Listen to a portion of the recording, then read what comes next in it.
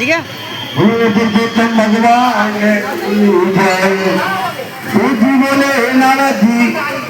जी के मुख से राजा दंडवत्ता के चरित्र को सुनकर आगे की कथा बताने के लिए उनसे प्रार्थना करने लगे। नारद जी बोले, हे भगवान, राजा दंडवत्ता ने वाल्मीकि ऋषि से कौन सा प्रश्न किया है, कृपया मुझे विस्तार पूर्वक बतलाइए। भगवान श्री नारायण ने कहा कि हे राजा दंडवत्ता, महर्षि वाल्मीकि जी ने कहा है कि हे महर्षि, सबसे पहले मोक्ष पाता